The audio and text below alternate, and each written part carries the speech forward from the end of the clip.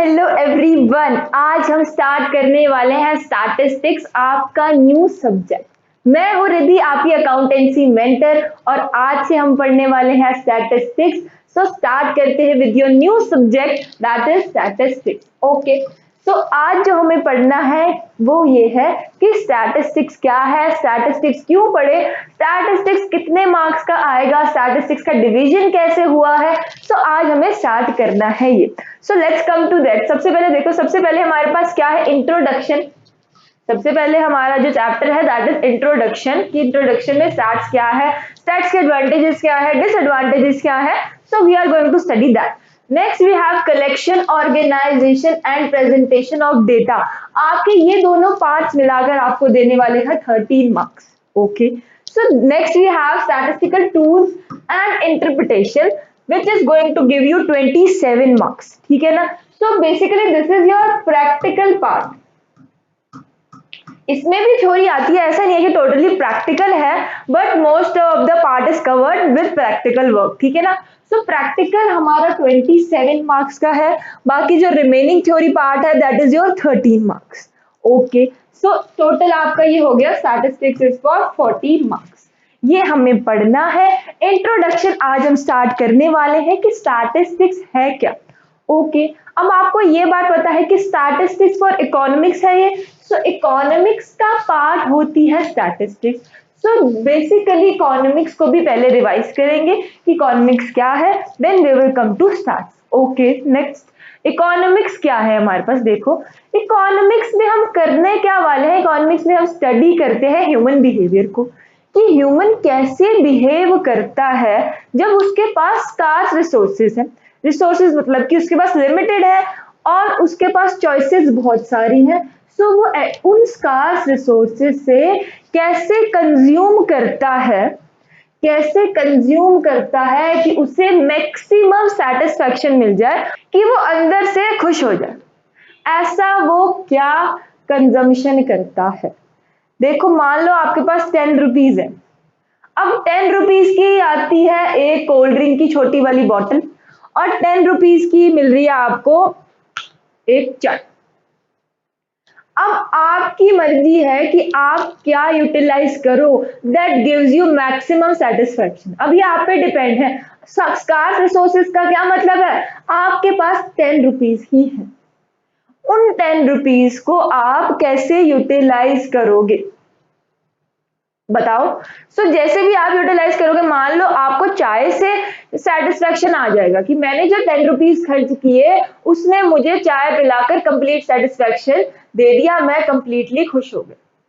सो आप चाय पी लोगे। अगर आपको कोल्ड ड्रिंक सेटिस्फाई करेगी तो आप कोल्ड ड्रिंक पी लोगे। सो इसी को कहते हैं इकोनॉमिक्स। इसकी पढ़ाई को study of the human behaviour. अब ऐसी स्कार्स रिसोर्सेज में ह्यूमन कैसे चॉइसेस लेता है, अपने स्कार्स रिसोर्सेज को कैसे यूटिलाइज करता है कि वो सेटिस्फाई हो जाए, मैक्सिमम सेटिस्फैक्शन उसको मिल जाए, इसको ही इकोनॉमिक्स कहते हैं। इतनी बात क्लियर हो गई। So let's start with this. Economics is a science. Economics वो साइंस है जो क्या पढ़ने वाली है, ह्यूमन बिहेवियर को पढ़ने वाली है। अच्छा, अब इकोनॉमिक्स की डेफिनेशन को 3 पार्ट्स में डिवाइड करो, बहुत इजी हो जाएगी। इकोनॉमिक्स एक साइंस है जो पढ़ने वाली है ह्यूमन बिहेवियर को, विच एम्स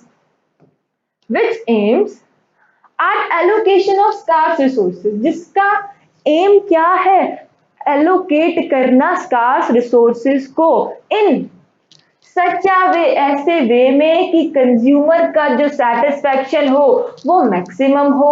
ठीक है, एंड प्रोड्यूसर का जो प्रॉफिट हो वो भी मैक्सिमम हो। अगर प्रोड्यूसर कर रहा है तो उसका जो प्रॉफिट है वो मैक्सिमम हो। सोसाइटी का जो वेलफेयर है वो मैक्सिमम हो। इसे कहते हैं economics. Basically it is about making choice in presence of scarcity. हमारे पास 10 रुपीज है, अब दोनों में से हम एक ही चीज ले सकते हैं।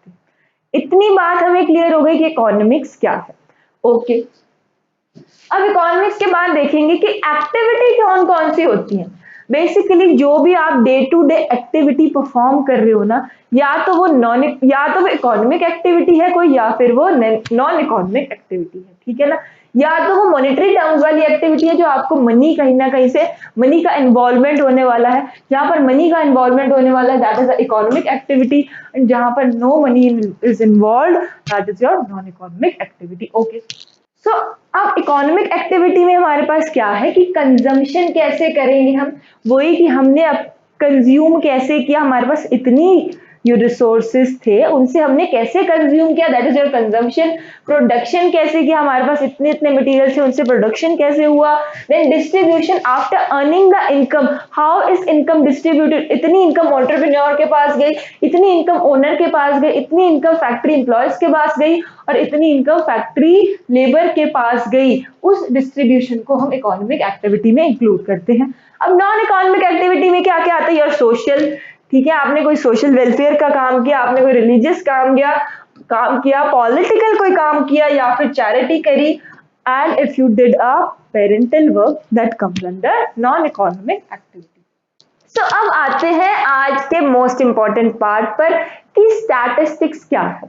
देखो, स्टैटिस्टिक्स इकोनॉमिक्स का वो पार्ट है जो क्या पढ़ाई करती है, जो पढ़ती है न्यूमेरिकल डाटा को, जो आपको न्यूमेरिकल डेटा रिप्रेजेंट करके देती है जिसके पीछे कोई ना कोई फैक्ट है, ठीक है। अब वो न्यूमेरिकल डेटा ऐसा होना चाहिए, या फिर कोई रिलेशन की बात करे, कोई डिफरेंशिएशन की बात करे या फिर कोई कंपैरिजन की बात करे, ऐसा numerical data is called statistics. अच्छा, आपकी पॉकेट में 50 रुपीज थे, इज दिस स्टैटिस्टिक्स? ये स्टैटिस्टिक्स नहीं है। स्टैटिस्टिक्स क्या है, आपने उस 50 रुपीज को डिवाइड कर दिया कि मैं 30 रुपीज की कोल्ड ड्रिंक लूंगा, मैं 20 रुपीज की कॉफी लूंगा, दिस 50 एंड 20 का डिवीजन इज कॉल्ड स्टैटिस्टिक्स। इतनी बात क्लियर हो गई। आपने रोड पर देखा कि there are 5 cows going, this is not statistics. आपने मुझे बताया कि मैम लास्ट 10 इयर्स में इंडिया ने 60 मैचेस विन करे थे एंड 50 टेस्ट मैचेस लूज करे थे, सो दिस इज स्टैटिस्टिक्स। इतनी बात क्लियर हो गई कि जहां पर कहीं भी न्यूमेरिकल डाटा आप बता रहे हो और उसका कोई फैक्ट है और उसमें कहीं ना कोई रिलेशन रिप्रेजेंट हो रहा है या फिर कोई कंपैरिजन रिप्रेजेंट हो रहा है या फिर कोई डिफरेंस रिप्रेजेंट हो रहा है, दैट इज स्टैटिस्टिक्स। तो स्टैटिस्टिक्स बेसिकली हमें अब समझ आ गया कि स्टैटिस्टिक्स होता क्या है। So let's come to the statistics का डिवाइड कैसे किया हुआ है। स्टैटिस्टिक्स आप पढ़ सकते हो एक तो सिंगुलर नाउन में और एक पढ़ सकते हो प्लूरल नाउन में। अच्छा देखो, सिंगुलर नाउन में हमारे पास क्या आता है, collection, organisation, presentation, analysis and interpretation.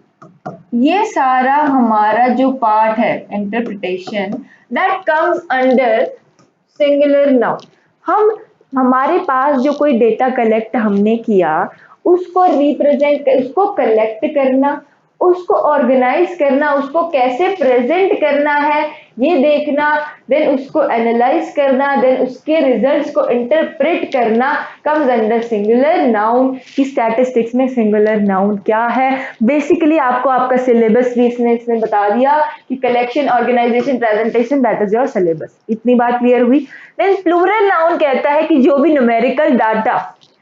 Numerical data हम फाइंड आउट करते हैं, जैसे कि हो सकती है आपकी पॉपुलेशन की स्टैटिस्टिक्स, एम्प्लॉयमेंट की statistics, that comes under plural noun. So देखो, आज हमने इंट्रोडक्शन ले लिया कि स्टैटिस्टिक्स क्या है, स्टैटिस्टिक्स क्यों पढ़नी है, स्टैटिस्टिक्स के अंदर क्या आता है, ये हमने देख लिया।